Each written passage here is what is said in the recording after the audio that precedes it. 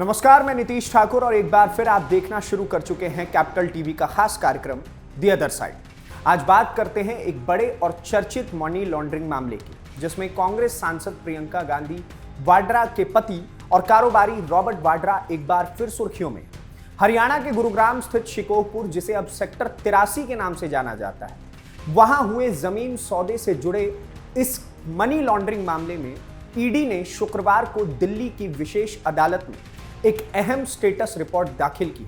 यह report seal बंद लिफाफे में दिल्ली के राउज एवेन्यू कोर्ट में स्पेशल जज सुशांत चांगोत्रा की अदालत में पेश की गई।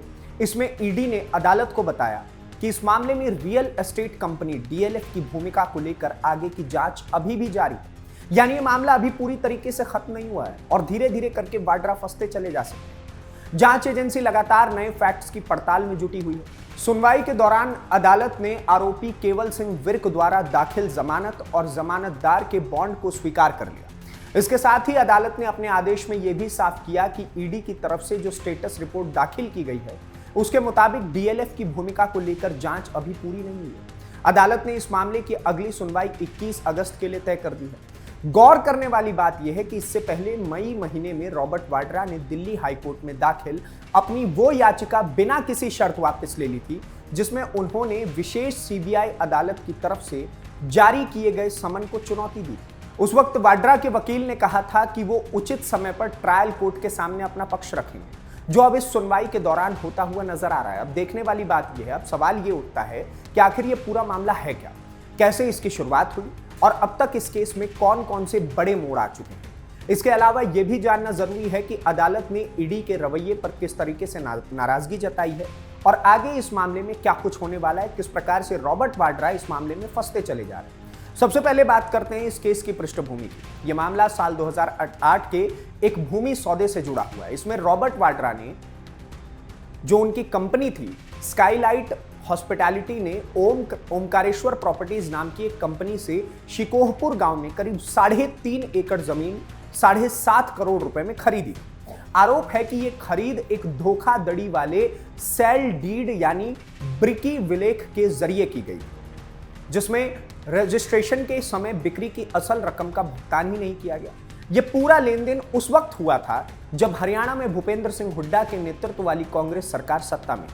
ईडी की जांच का मुख्य फोकस इसी बात पर था कि क्या हुड्डा प्रशासन ने वाड्रा की कंपनी को कमर्शियल लाइसेंस देकर भारी वित्तीय फायदा पहुंचाया है, जिससे जमीन की कीमत बेहद कम समय में कई गुना अचानक से बढ़ गई। अब इसमें कहीं ना कहीं वाड्रा का खेल ये फंस रहा है। लोग कह रहे हैं कि वाड्रा को सब पता था कि जमीन की कीमत बढ़ेगी। जांच में यह भी सामने आया कि जमीन खरीदने के तुरंत बाद ही राज्य सरकार ने उस भूखंड पर कमर्शियल कॉलोनी विकसित करने का लाइसेंस भी जारी कर दिया था। इसके कुछ ही महीनों बाद स्काईलाइट हॉस्पिटैलिटी ने वही जमीन रियल एस्टेट की बड़ी कंपनी डीएलएफ को 58 करोड़ रुपए में बेच दी। यानी महज सिर्फ और सिर्फ 6 महीने से भी कम समय में मूल कीमत से 700% से भी ज्यादा का उछाला है और करीब 50 करोड़ रुपए का सीधा मुनाफा कमाया गया।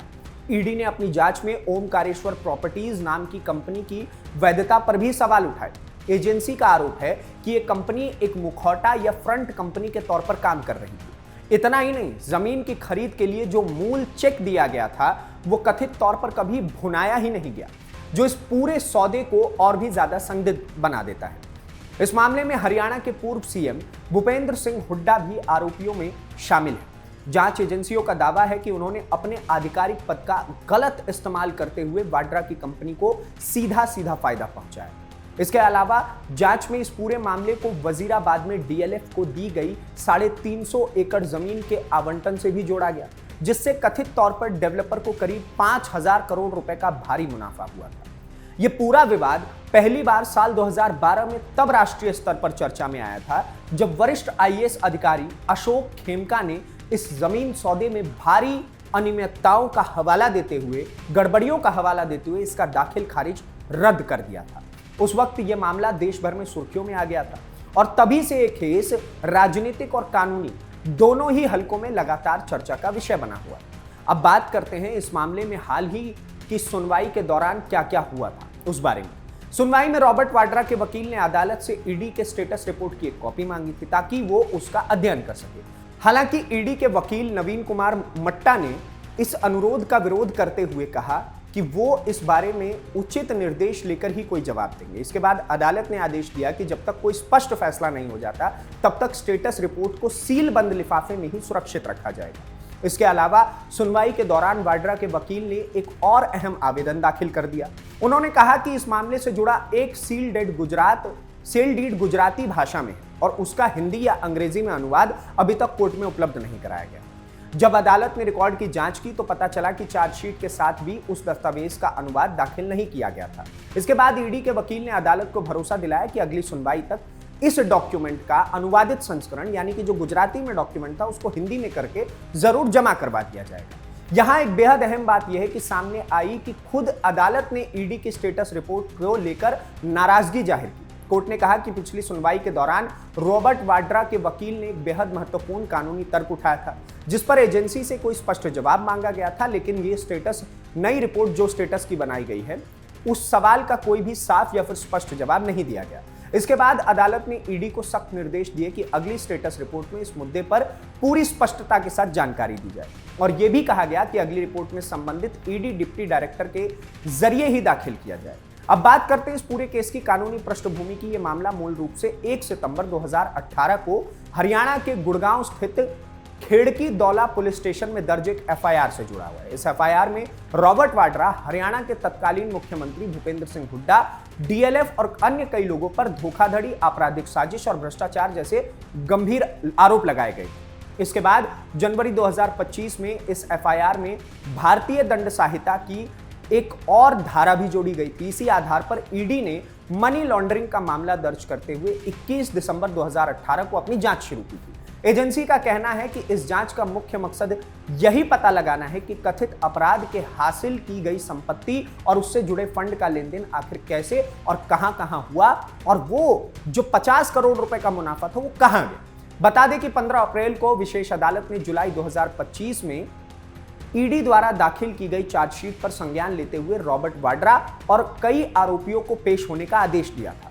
यह पहला मौका था जब किसी जांच एजेंसी ने 57 वर्षीय रॉबर्ट वाड्रा के खिलाफ किसी आपराधिक मामले में चार्जशीट दाखिल की थी। यानी कि जब तक कांग्रेस की सरकार थी तब तक रॉबर्ट वाड्रा को बिल्कुल सरकारी दामाद की तरह ही ट्रीट किया जाता था, जो अपने आप में इस केस की गंभीरता को दिखाता है।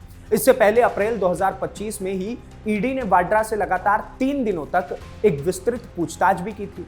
चार्जशीट पर संज्ञान लेते हुए अदालत ने यह भी कहा था कि रिकॉर्ड पर मौजूद दस्तावेज और चार्जशीट की प्रारंभिक जांच ये साफ है कि वाड्रा और 8 अन्य आरोपियों के खिलाफ आगे कार्रवाई करने के लिए पर्याप्त आधार मौजूद है। अदालत ने धन शोधन निवारण अधिनियम यानी पीएमएलए की धारा 3 और धारा 70 के तहत अपराधों का संज्ञान लिया था, जो धारा 4 के तहत दंडनीय है। हालांकि इसके बाद अदालत ने रॉबर्ट वाड्रा को केवल सिंह विर्क को 16 मई को जमानत दे दी थी। ईडी का यह भी आरोप है कि रॉबर्ट वाड्रा ने अपनी विभिन्न जो कंपनीज हैं उसके मुख्य शेयर धारक और डायरेक्टर के तौर पर इस पूरे लेन देन में सक्रिय भूमिका भी निभाई थी। यानी कि ये जो कंपनी है उसमें भी रॉबर्ट वाड्रा ने कहीं ना कहीं छेड़छाड़ करके और पूरे के पूरे माहौल को अपनी तरफ करने का प्रयास किया और मुनाफा कमाने का प्रयास किया। एजेंसी के मुताबिक बाद में डीएलएफ के साथ हुए एक जॉइंट वेंचर एग्रीमेंट के जरिए इस जमीन से जुड़ा करीब 58 करोड़ रुपए का लेन देन हुआ और ये रकम कई अलग अलग कंपनीज के जरिए घुमाई गई थी। फिलहाल ये मामला डॉक्यूमेंट्स की जांच के चरण में है और अगली सुनवाई 21 अगस्त को होनी है। उस दिन देखना यह होगा कि ईडी इस बार अदालत के उठाए गए सवालों का कितना स्पष्ट जवाब देती है और डीएलएफ की भूमिका को लेकर जांच में आगे क्या नए फैक्ट्स सामने आते हैं। ये मामला सिर्फ एक जमीन सौदे तक सीमित नहीं है, बल्कि इसमें पॉलिटिकल ताकत का दुरुपयोग भी शामिल है। बड़ी रियल एस्टेट कंपनियों की भूमिका और मनी लॉन्ड्रिंग जैसे गंभीर आरोप भी शामिल है, जिसकी वजह से यह केस लगातार सुर्खियों में बना हुआ है। हम इस मामले पर लगातार नजर बनाए हुए हैं और अगली सुनवाई में जो भी नई जानकारी सामने आएगी वो आप तक जरूर पहुंचाएंगे। लेकिन आप क्या सोचते हैं कि जिस प्रकार से उस समय पर साल 2008 में कांग्रेस की ही सरकार हुआ करती थी और रॉबर्ट वाड्रा ने सरकारी ताकतों का मदद लेते हुए जिस प्रकार से इस पूरे मामले को घुमाने का प्रयास किया, भुनाने का प्रयास किया, अपनी अलग अलग कंपनीज के द्वारा शेल कंपनीज को उसमें इंट्रोड्यूस करवा करके और पूरे के पूरे पैसे को घुमा करके जो फंसाया और उसको लेकर के ईडी जो अब लगातार जांच पे जांच कर रही है और कोर्ट भी इसके ऊपर अब सख्त एक्शन की कार्रवाई में जुटा हुआ है। कोई बड़ी बात नहीं है कि जल्द ही रॉबर्ट वाड्रा को गिरफ्तार भी किया जाए इस मामले में। हालांकि अभी उनको बेल मिली हुई थी, लेकिन दोबारा से इस बेल को लेकर के क्या कुछ अपडेट आएंगे हम आप तक पहुंचाएंगे। आप क्या सोचते हैं इस पूरे मामले को लेकर के हमें कमेंट बॉक्स में जरूर बताइए और इस प्रकार के और वीडियोस को देखने के लिए कैपिटल टीवी को सब्सक्राइब कीजिए। धन्यवाद, नमस्कार, जय हिंद, जय भारत।